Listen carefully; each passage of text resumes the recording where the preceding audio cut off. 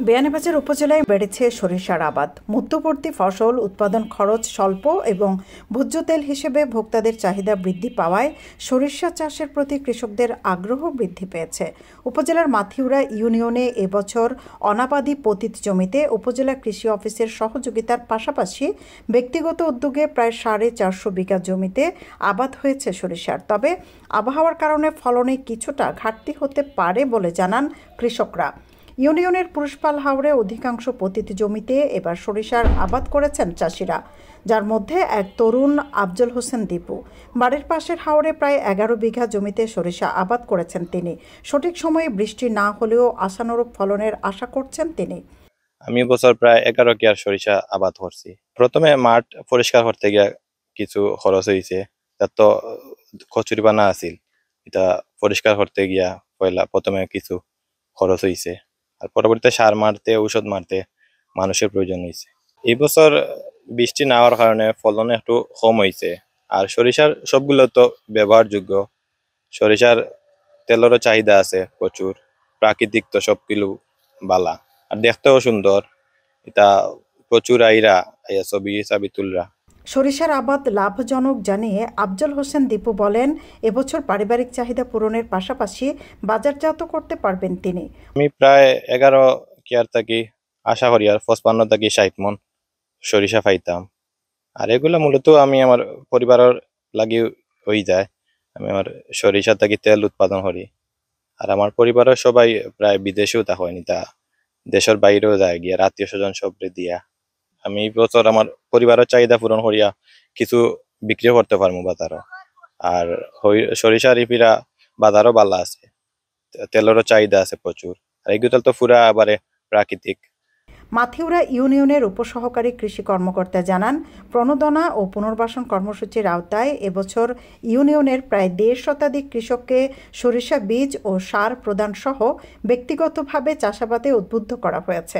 আমার মাথিউরা ইউনিয়নে প্রায় 400-450 কেয়ার জমি সরিষা চাষ হয়েছে। তবে বৃষ্টি যদি হতো তাহলে পরে বাম্পার ফলন হতো।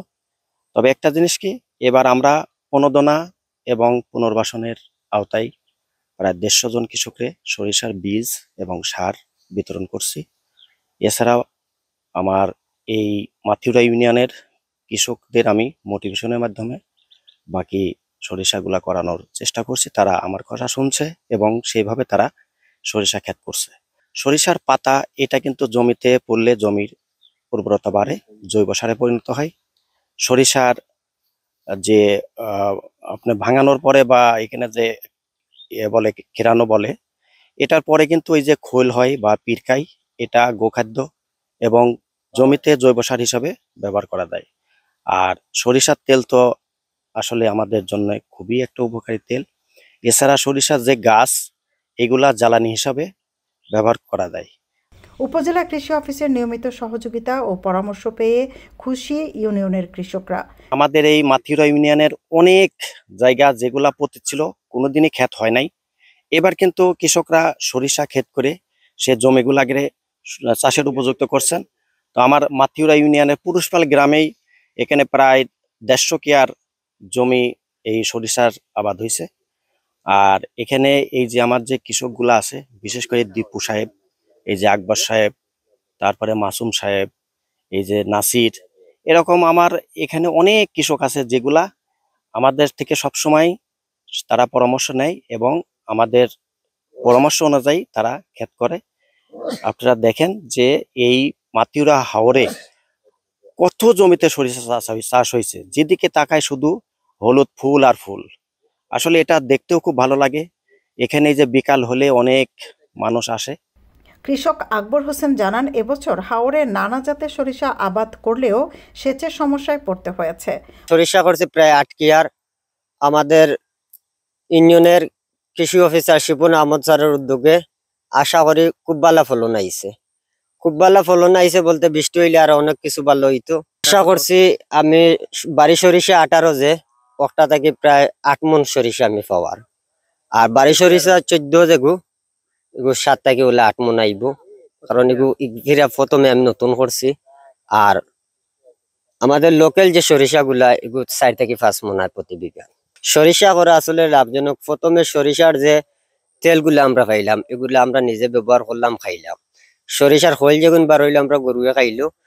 সরিষা যে জমিনে হইব, ও জমিনেও যে সারগুলো আছে অনেক উর্বরতা হয় ধান চাষ করতে গিয়ে। এই জন্য সরিষা ক্ষেত্রে আমরা খুব লাভজনক বিষয়। ফুলের হলুদ চাদরে এখন ঢাকা পড়েছে উপজেলার বিস্তীর্ণ মাঠ। কম খরচে বেশি ফলন হওয়ায় সরিষা চাষে আগ্রহ বেড়েছে কৃষকদের। সৈয়দা আখি হক, এবিটিভি।